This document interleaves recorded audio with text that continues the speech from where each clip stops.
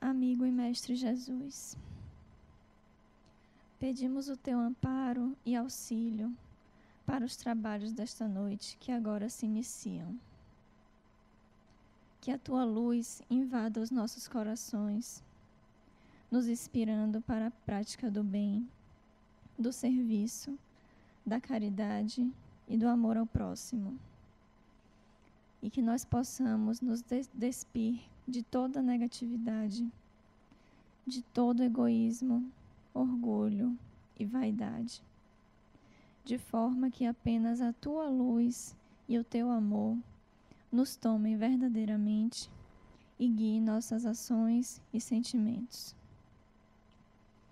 Envolve e conduz a nossa palestrante para que nos transmita palavras de sabedoria e que a espiritualidade aqui presente assista e inspire a todos nós durante os trabalhos desta noite, para que tudo ocorra como seja da vontade do Senhor. Que assim seja.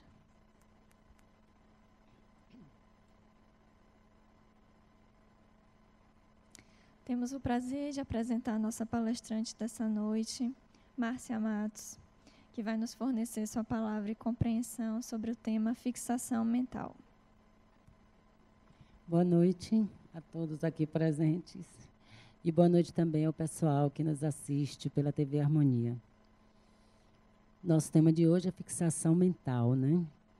E a gente muitas vezes passa uma encarnação inteira num corpo físico e não se apercebe da importância que é a nossa vida mental. Nem nos damos conta que a maior parte dos eventos que nos sucedem são exatamente resultado dessa vida mental. Joana de Ângeles nos ensina que a vida mental começa quando o espírito encarnado se apropria do cérebro e começa a processar as informações do espírito, passando pelo cérebro, que é traduzido em pensamentos. Quem pensa é o espírito, mas muitas vezes nós achamos que é o nosso cérebro que faz essa atividade, mas na verdade pensar é uma atividade do espírito. O cérebro apenas, o espírito recorre ao cérebro para traduzir o seu pensamento, que não é através de palavras, é através de imagens. Quando recebemos uma comunicação mediúnica, o que é passado para nós é a imagem que o espírito passa para nossa mente e que nós traduzimos em pensamentos e depois em palavras. Então, essa vida mental é que é a grande importância na nossa existência, porque ela cria em torno de nós uma ambiência, e essa ambiência é percebida pelo outro, e essa ambiência nós temos que viver. O que criamos em torno de nós, nós temos que viver. Não se sai de nós para o outro, mas também retorna, porque nós ficamos envolvidos naquela ambiência. E na maioria das vezes não nos damos conta de que essa vida mental é produzida também pelos nossos pensamentos. E eles terminam, como sempre, dirigindo a nossa vida. E por não termos consciência, muitas vezes dirige de forma em que nós terminamos sofrendo, terminamos nos sentindo piores, né? Terminamos, inclusive, prejudicando nossa evolução espiritual. Mas ela é de suma importância. Para vocês terem uma ideia, tem um relato no livro de André Luiz, o autor do livro Nosso Lar, né? Ele fez outros livros também. Então, ele conta a história de uma mulher que se imaginava sendo traída pelo marido, e não só imaginava, como ela se dava ao luxo de criar detalhes e mais detalhes a partir dessa suposição de traição. Muitas vezes a gente deixa a mente vagar por onde ela quer, né? Esquecidos de que isso dá um resultado. Então, ela imaginava já qual seria esta mulher com a qual o marido a estava traindo. E ao imaginar cada dia, quando ele não chegava no horário, ela imaginava estar com ela, como é que ela pode ser. Eu sei que ele quer uma mulher mais jovem.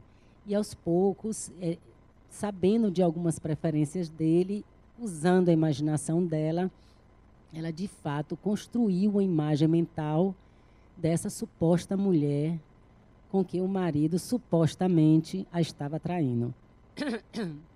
E essa forma mental adquiriu vida ao lado dela, de tal forma que quando os espíritos foram na casa dela ajudá-la, lá estava presente a tal da mulher. E André Luiz chegou até a pensar que se tratava de um espírito, e não era. Era uma forma mental, criada por ela mesma.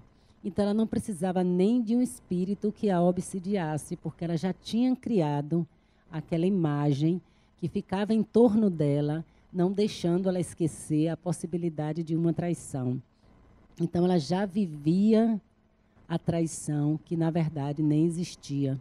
E ela sentia os reflexos, e ela sentia, né, os sentimentos de inveja da mulher. Então, ela estava se auto-obsidiando por ter se dado ao luxo de deixar sua mente solta, não é, se desenvolvendo em pensamentos ligados ao sentimento de ciúmes, né?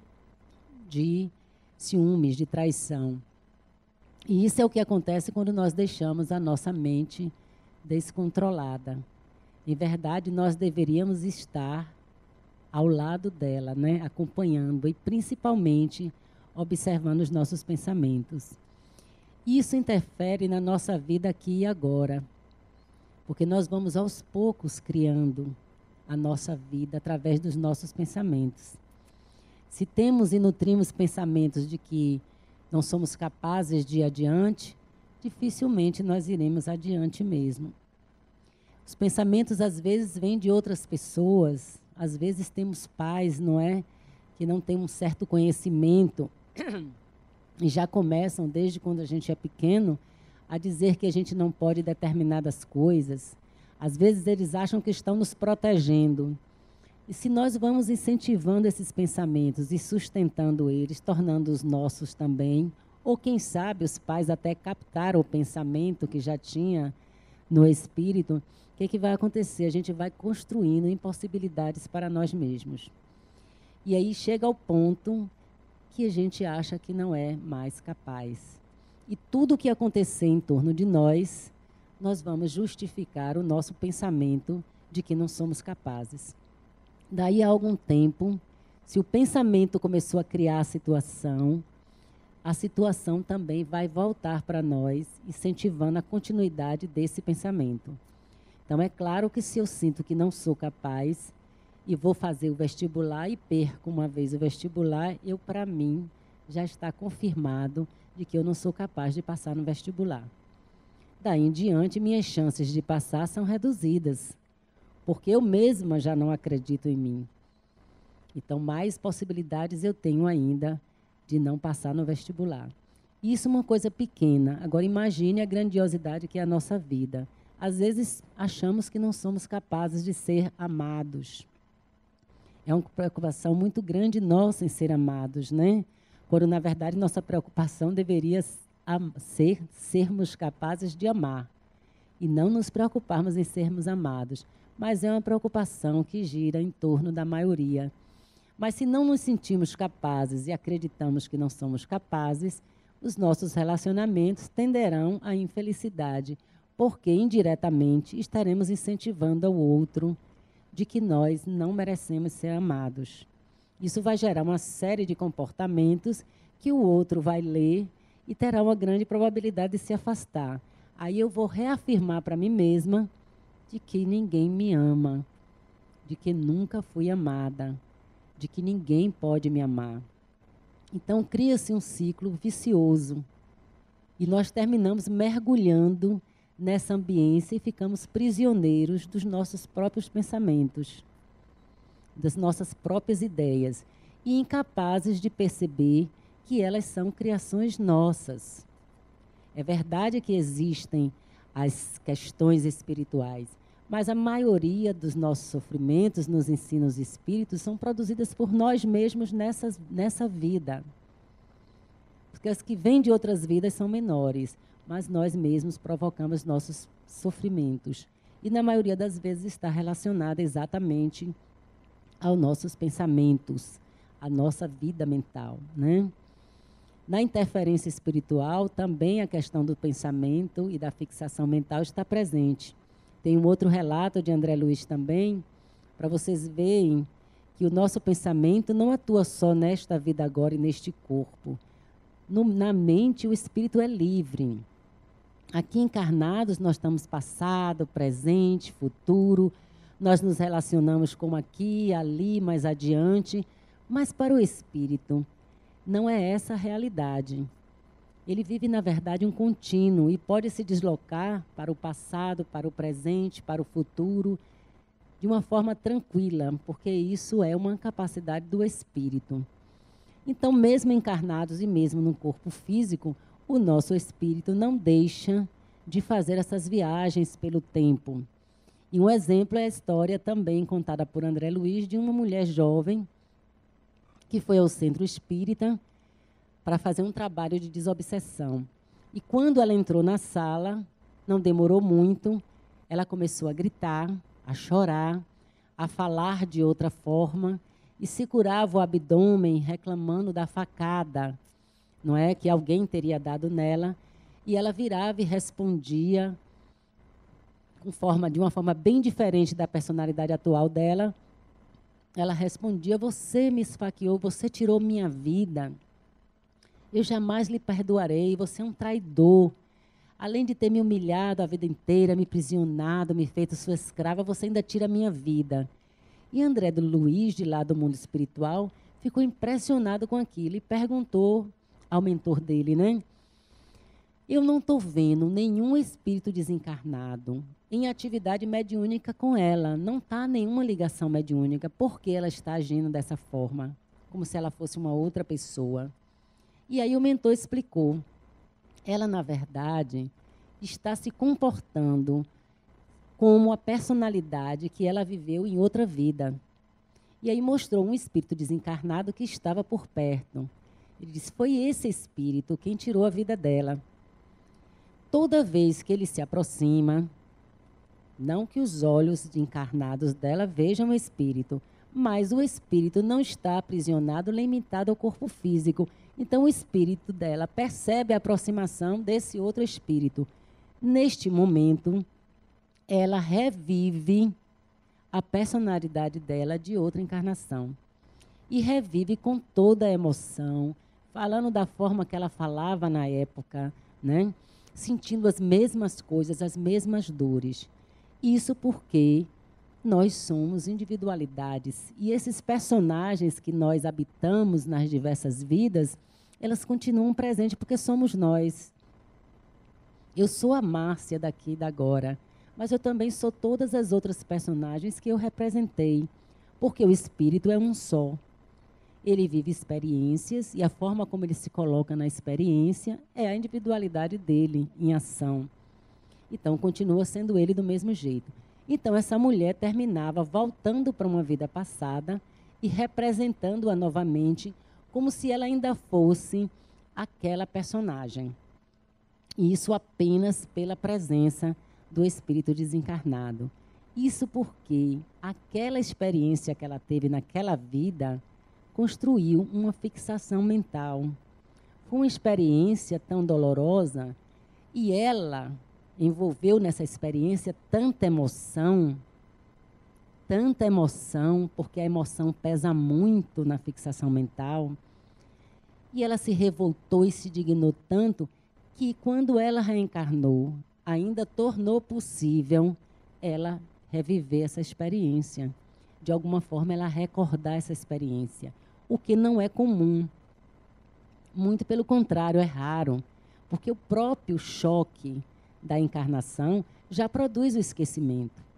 O preparo, a restrição do perispírito para se adequar ao novo corpo físico e o choque biológico, porque desencarne e reencarne são choques biológicos, eles afetam a constituição do perispírito e, normalmente, quando estamos reencarnando, produz o esquecimento, né?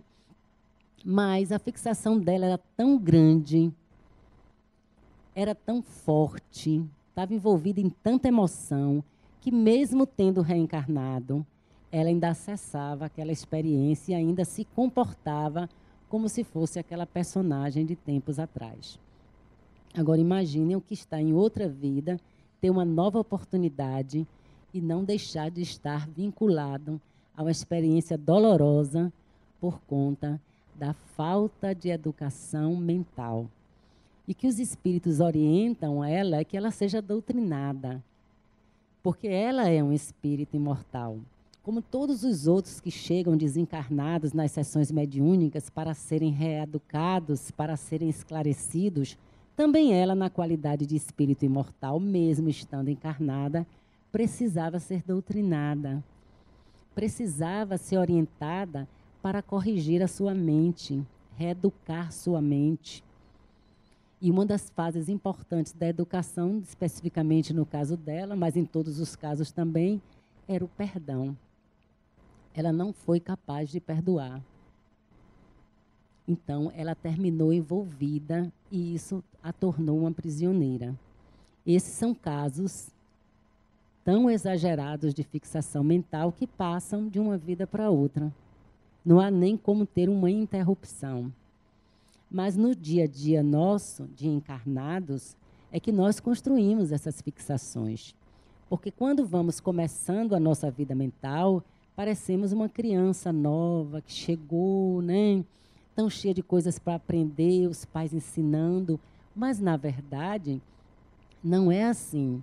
Aquele espírito é um espírito antigo. Ele já tem uma série de histórias anteriores.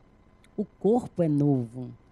Ele demora para se apropriar do cérebro. Ele esquece as vidas passadas. Mas o espírito que ele é, traz os reflexos de todas as experiências pelas quais ele passou. Então, é natural que, ao se apropriar do cérebro e começar a se expressar na vida, ele já traga também hábitos mentais adquiridos ao longo das diversas encarnações. São hábitos antigos que nós vamos repetindo ao longo da vida. Então, muitas vezes, nós temos experiências. Muitas vezes, todos nós, né, na verdade, já passamos por várias experiências, até lá atrás, no homem mais primitivo, até a nossa experiência, quando ainda éramos princípio inteligente, nos reinos mineral e vegetal, e no reino animal. Então, nós guardamos essas experiências e elas se tornam reflexas e automáticas. Então, ao reencarnarmos, nós também estamos sob a direção dessas experiências. E ao entrar no reino humano, quando temos o livre-arbítrio, nós trabalhamos com todas essas coisas e vivenciamos elas em pontos diferenciados, inclusive e especialmente vivemos com emoções. Então, essas emoções vão construindo nessas experiências hábitos mentais. Então, nós passamos a nos direcionarmos, a direcionar a nossa vida a partir desses hábitos mentais. Então, pequenininho, você pode encontrar uma criança que tem tendência à negatividade, que tem tendência à preguiça, que tem uma desconfiança muito grande dos outros, que acha que é constantemente ameaçado, que precisa muito da proteção dos pais. E, aos pouquinhos, na medida em que ela vai se desenvolvendo, essas coisas vão tomando força na vida dela. E ela vai vivendo de acordo com esse hábito natural.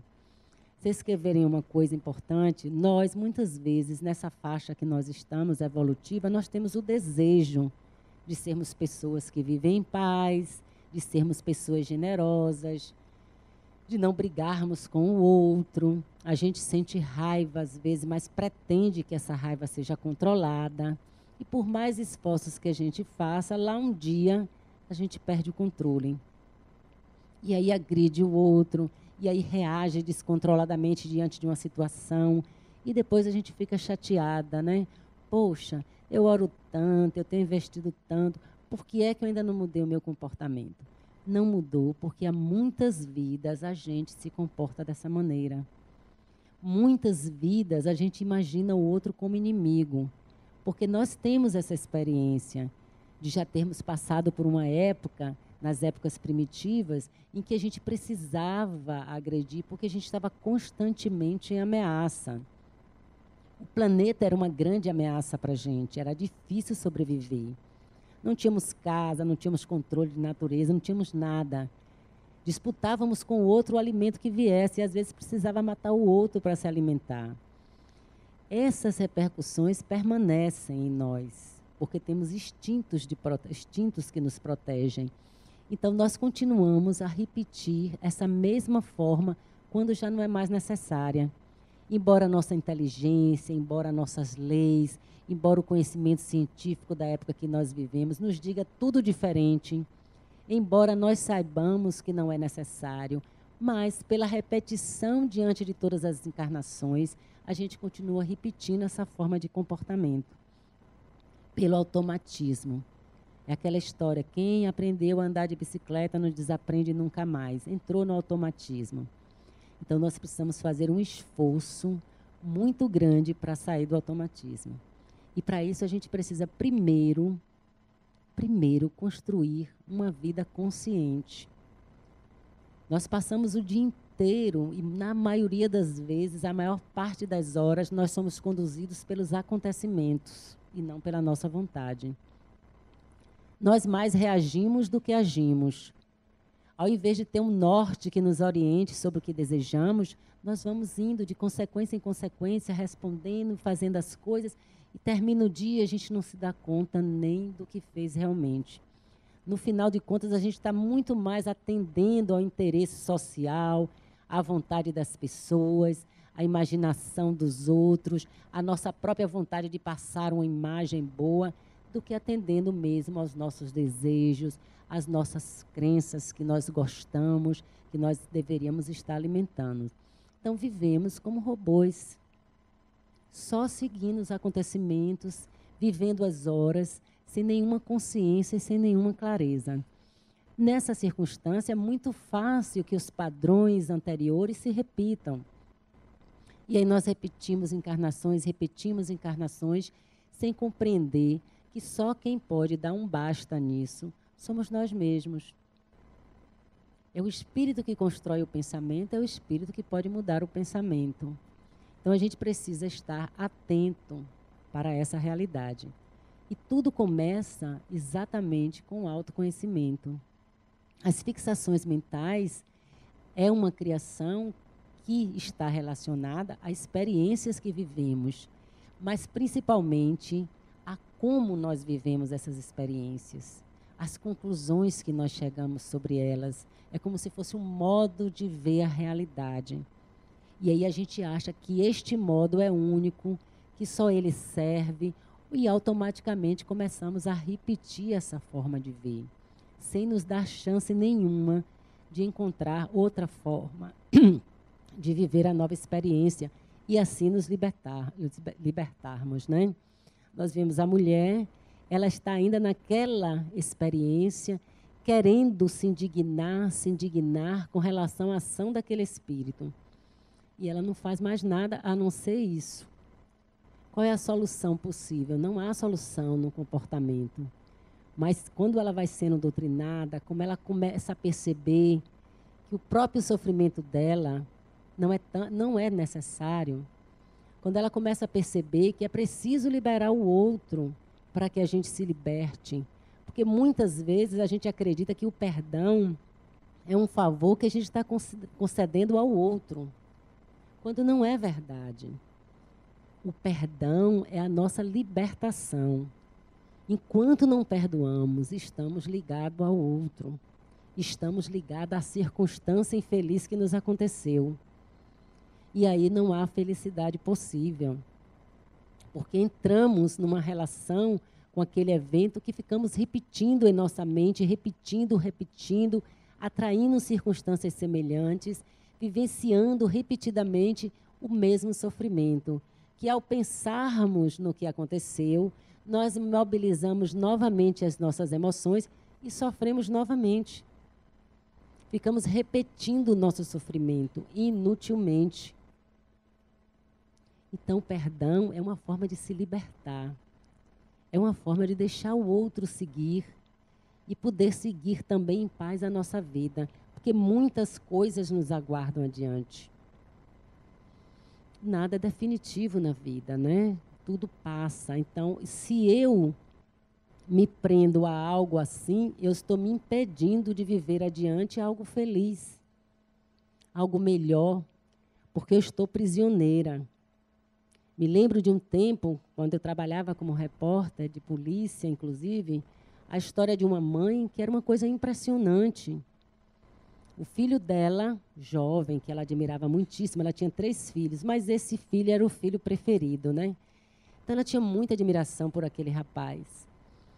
E ele era amigo desde a infância de um outro rapaz. E esse outro rapaz tirou a carteira de motorista e o pai deu um carro para ele. E a primeira ideia dele foi que a primeira pessoa que ia passear com ele no carro era esse amigo de infância.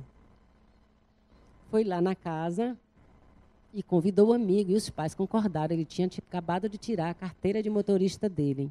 Ora, quem tirou a carteira de motorista deve ter habilidade para dirigir. E ele entrou no carro e não se sabe por quê, passando por um viaduto, ele se descontrolou de alguma forma, caiu com o carro, ele sobreviveu e o amigo morreu, que era o filho da senhora. Uma fatalidade. Quiser, pode pedir indenização até, mas foi uma fatalidade. Ele não morreu, ficou mal no hospital, o rapaz que estava dirigindo. Inclusive, a mãe e os pais pediram para não avisar que o rapaz tinha morrido a essa mãe, para que ele pudesse se recuperar. Ele levou tempo no hospital para se recuperar, depois se recuperou. 5 anos depois, essa mãe vai para um jornal pedir para denunciar o caso. A argumentação dela é que esse pessoal estava feliz, que até comemorar o aniversário do rapaz a família estava comemorando, quando o filho dela havia morrido. E que o responsável era o rapaz. Então, que ele precisava ser denunciado. O processo já tinha sido feito. O rapaz cometeu um erro, mas ele não estava embriagado, o carro estava funcionando perfeitamente bem. Tinha várias coisas que mostravam que foi uma fatalidade. Mas ela não se conformava. Ela não se conformava que a vida do rapaz continuasse. E nesses 5 anos, o marido dela já tinha ido embora porque não suportava mais. E os outros 2 filhos também foram morar com o pai. Porque todo mundo queria continuar vivendo. Nós temos uma programação espiritual. Precisamos seguir em frente. Principalmente nós que sabemos que somos espíritos imortais. Mas ainda que não soubéssemos, como no caso dela, teríamos que seguir em frente. Mas ela resolveu não seguir em frente. Ela continuava obcecada com aquela história. E ela foi novamente para o jornal, novamente foi explicado a ela que não havia nada nem ninguém para se denunciar. E ela voltou mais uma vez infeliz para casa, chateada, indignada, viver a solidão dela, de sofrimento que ela escolheu para ela. Porque ela se negava a seguir em frente. Uma outra mulher, ela tinha também perdido, só que no caso dela, a filha. Já tinha 3 anos de sofrimento. E uma amiga dela, penalizada, disse, olha, eu conheço uma moça espiritualista que ela faz tratamento de cura, ela resolve casos como o seu. Procure ela para você melhorar um pouco. Você está sofrendo tanto, sua vida parou. E ela foi procurar a criatura. E foi no primeiro dia, na primeira sessão, e foi na segunda. E a criatura conversou com ela e passou exercícios respiratórios, exercícios mentais. E ela foi na 3ª sessão. Na 4ª, ela mandou um bilhete para a mulher dizendo assim: seu trabalho tem sido muito bom. Eu já me pego sorrindo. Mas não é justo que uma mãe que perdeu um filho volte a sorrir. E antes que eu fique feliz, não vou mais continuar o tratamento. Quem está ganhando o quê com essa atitude dela? Nem a própria filha, talvez, do lado de lá, esteja tendo a oportunidade de ter paz com uma pessoa tão obcecada em viver sofrendo. Isso para a gente é um escândalo, parece muito distante, mas nós vivenciamos coisas semelhantes. Talvez em menor grau, mas também fazemos escolha de nos fixarmos nas coisas negativas. Num divórcio, né? Às vezes a mulher se separa do homem e o homem trava qualquer possibilidade de pensão e persegue da forma que pode para poder prejudicar. Com isso, ele não está se libertando. Se aquela mulher o abandonou e pediu o divórcio, não o ama mais, ele precisa encontrar alguém que o ame ou precisa se amar. De que adianta correr atrás de alguém que não quer mais um relacionamento? Ou eu vou achar que eu não mereço ser amada. Se eu mereço, eu preciso ir à vida novamente, encontrar um outro parceiro. A mesma coisa também acontece com as mulheres. De outra forma, mas acontece. Outras vezes são os próprios filhos. E os filhos querem caminhar a própria vida e os pais prendem, não querem que eles vão, querem que eles fiquem próximos, juntos, reproduzindo a ideia de felicidade que era compatível quando eles eram jovens, quando eles eram meninos, quando eles eram crianças. Uma vez adultos, eles têm que construir a vida deles, eles têm que ter a família deles, as perspectivas dele, o modo de ver a vida deles. Mas a gente tende a ficar se apegando a determinados modelos, quando às vezes eles nem servem mais, nem para a gente e nem para o outro. Com isso, nós vamos construindo fixações mentais. E quando gera sofrimento, então, pior ainda. Se nós não formos capazes de construir uma mente sadia, né? Como a gente já diz, mente sã, corpo são. Não seremos capazes de sermos saudáveis. E no desencarne nosso, a situação ainda piora. Porque por mais que tenhamos uma fixação mental, nosso corpo filtra muita coisa. Muita coisa é filtrada no corpo físico. Nossas atividades no dia a dia também, muitas vezes ajudam. Há casos em que a pessoa fica uma doente mental realmente, mas na maioria das vezes as fixações menores a gente vai levando, porque a gente trabalha, porque a gente faz uma coisa ou outra, às vezes sai no final de semana, às vezes bebe para esquecer, mas a gente tem sempre alguma saída para suportar a convivência com a própria fixação que nós construímos. Mas sem corpo físico, você vai estar diante eternamente da realidade. Você não tem como fugir, não tem como esconder de você mesmo. O que a gente cria para dirigir a nossa vida continua conosco depois da morte, não muda, não é um milagre. Morri, agora sou um espírito, entendo tudo, me tornei bom, minha vida... Não existe isso, é uma continuidade. É o ciclo da vida, morte e vida. Reencarnação e desencarnação, na verdade, elas são um contínuo. É o espírito experimentando, saindo de um corpo, ficando sem corpo, entrando em outro corpo, recomeçando. Mas o espírito é o mesmo. O nível que ele alcançou na vida, ao deixar esse corpo, ele permanece daí. É exatamente desse ponto que ele dá continuidade. Não mudam as coisas. Então, se há esse tipo de problema, ele vai estar com ele bem mais acirrado na vida espiritual. E André Luiz também tem um caso de 2 irmãos. Um deles se casou e apresentou a esposa ao irmão, e o irmão resolveu se apaixonar pela esposa dele. E aí, ao longo da convivência, ele terminou estabelecendo um romance com a esposa do irmão. Não satisfeito com o romance, ele começou a ter raiva do irmão por continuar sendo esposo da mulher. Não foi capaz de falar com ele, nem nada, mas saiu prejudicando ele em várias áreas do trabalho, levando ele a prejuízo financeiro grave. E, no final, levando ele ao desequilíbrio emocional, no final, a doença e a morte. E ele aí ficou com a mulher do irmão. Só que, uma vez desencarnado, o irmão viu o que ele não tinha visto no corpo. Então, descobriu que tinha sido o irmão que tinha armado tudo aquilo para ele. E aí, imediatamente, ele buscou vingança. Então, se aproximou do irmão para se vingar, né? Daquela forma, quero destruir, quero matar, você fez isso comigo. O irmão, que sabia que tinha feito uma coisa indigna, porque não dá para fazer de conta que não fez, você pode até fazer, mas ele já sabia que tinha feito o que não devia, também entrou em luta com ele. Ele no sentido de se defender, o outro no sentido de atacar. E essas coisas continuaram até o desencarne. Depois de desencarnados, os dois se encontraram.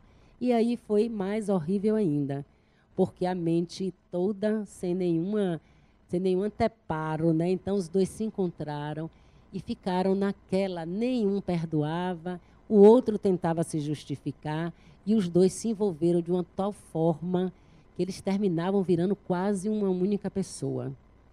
De tão emaranhado que estavam naquela raiva, não tinha fim. No final, o que tinha cometido o problema, terminou despertando mais do que o outro e veio a reencarnar. Mas a situação continuava. Então, ele reencarnou com uma doença, né, mental. No caso, ele tinha crises de epilepsia, no início bem graves, mas só que ele se comprometeu em mudar o pensamento dele, ele procurou tratamento, ele procurou espaço religioso, ele orou, ele se transformou. Então, ele conseguiu melhorar bastante a situação dele.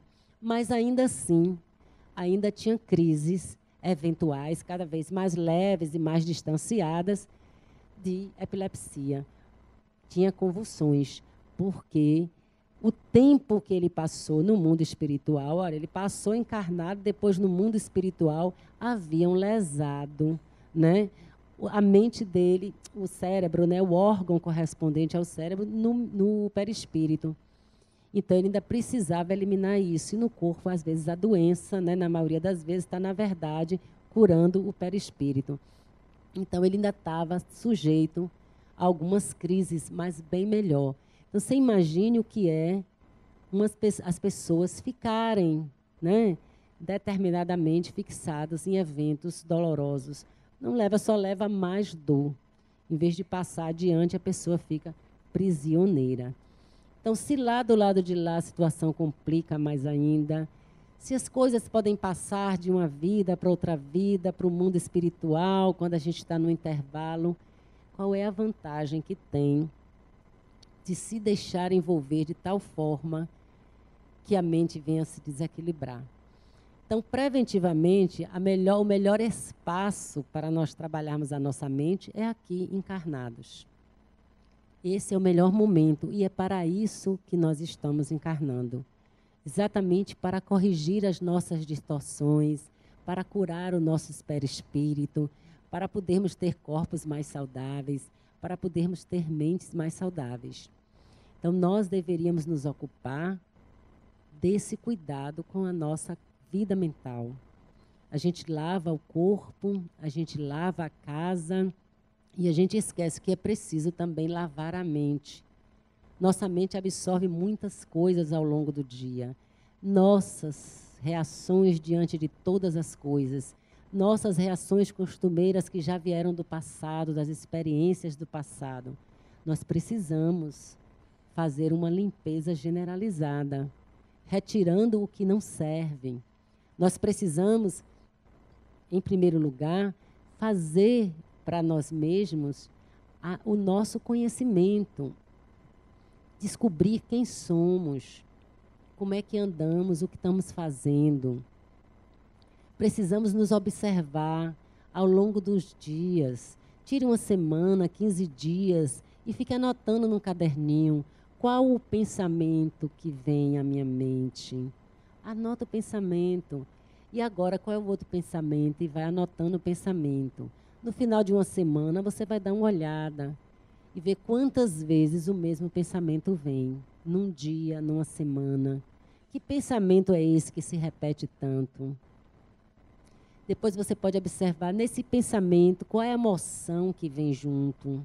Porque normalmente um pensamento produz uma emoção.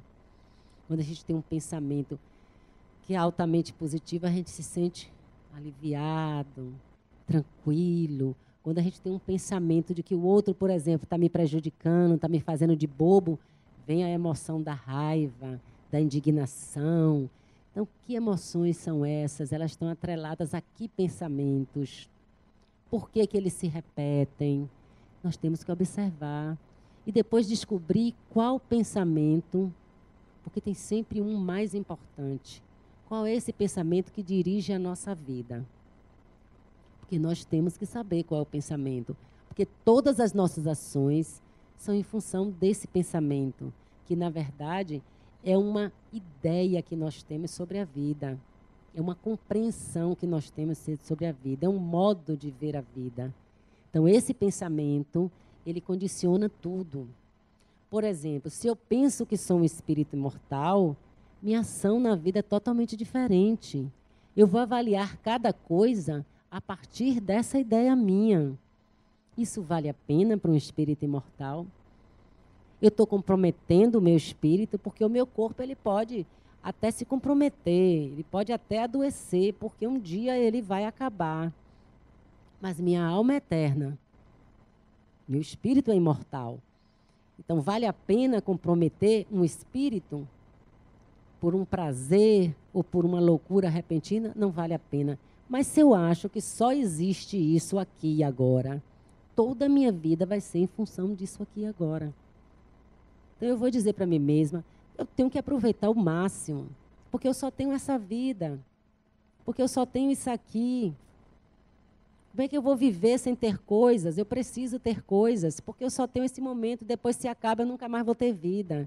Então, muda completamente os meus valores, as minhas prioridades, o que eu vou ensinar aos meus filhos, como eu vou viver minha profissão.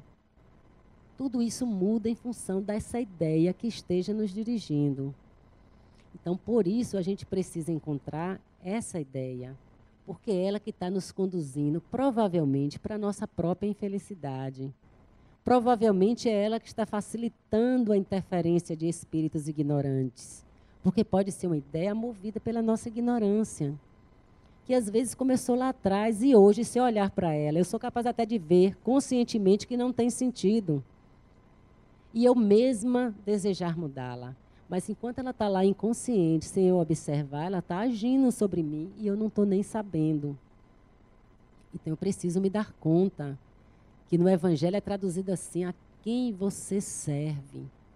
Nós sempre servimos a algo ou a alguém.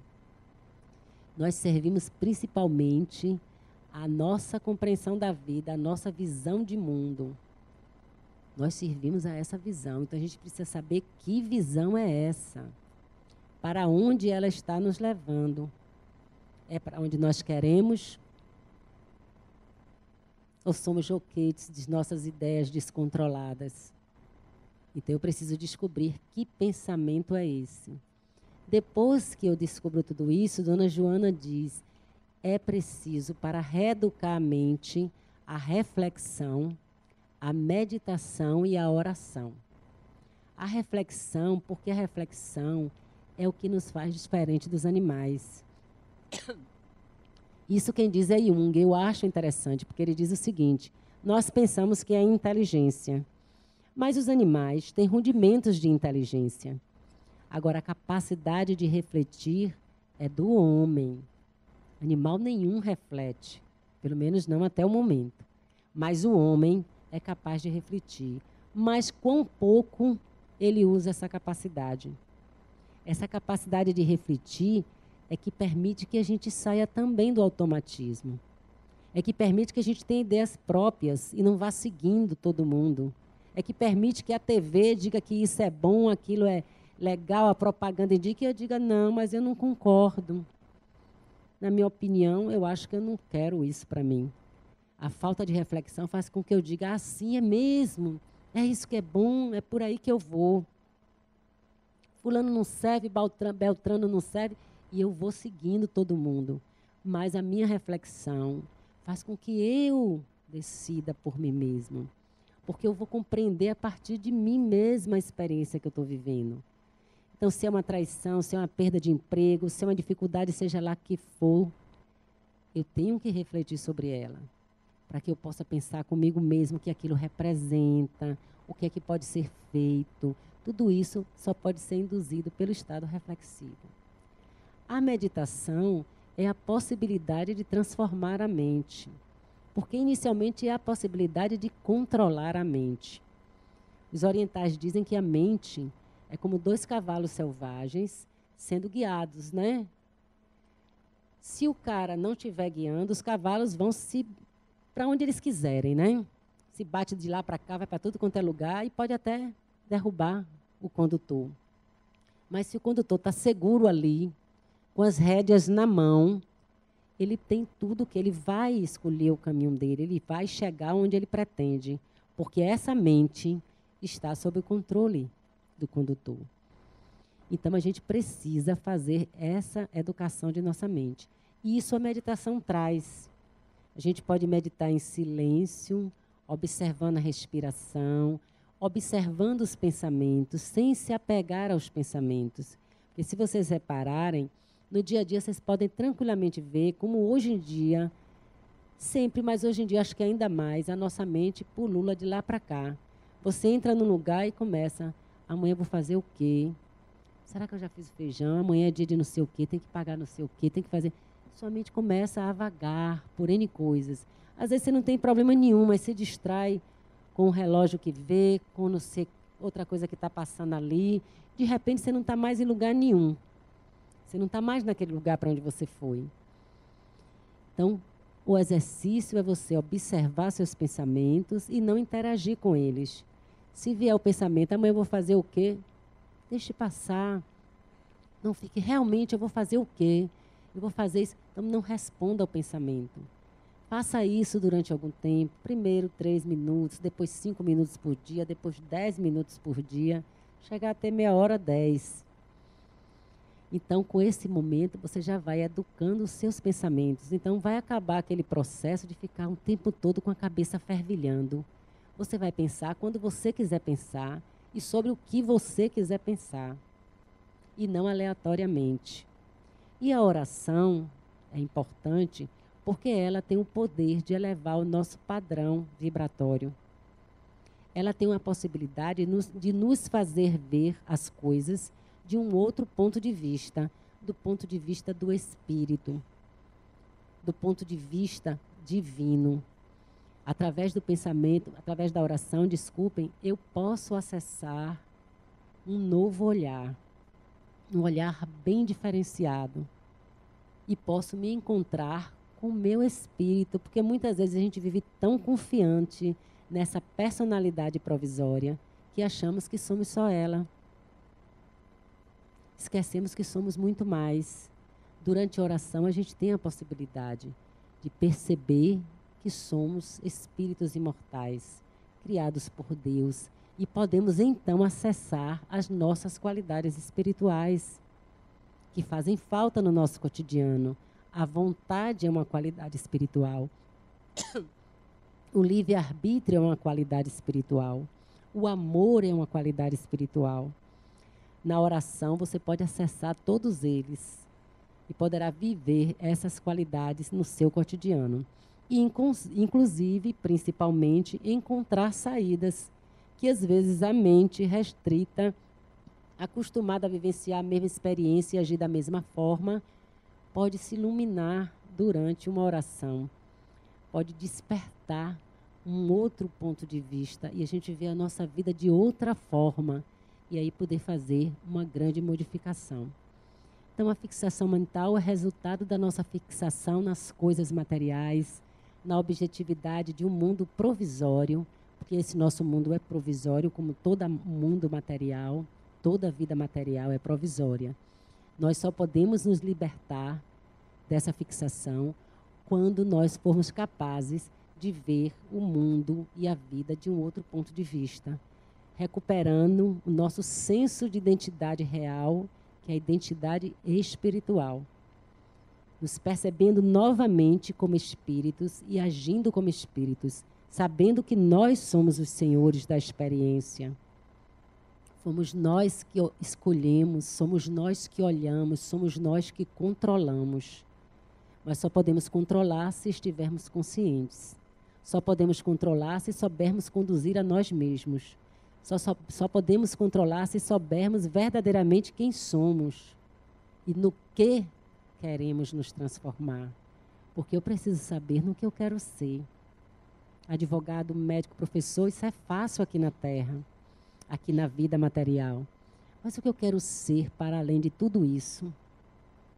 O que eu espero de mim? E também a oração nos favorece o encontro com o divino, que é o mais importante. Aí nós podemos receber as bênçãos de Deus através dos espíritos bondosos, que sempre assiste a quem está orando, que pode nos proteger, que pode nos amparar e principalmente que pode nos inspirar, trazendo para nós ideias das quais nós vamos nos apropriando aos poucos, para um dia chegarmos de fato ao ponto mais elevado, onde a felicidade vai ser eterna, onde a paz vai ser eterna, onde a dor e o sofrimento não têm mais sentido, porque já nos tornamos, finalmente, o que fomos criados para ser, filhos de Deus, felizes e perfeitos.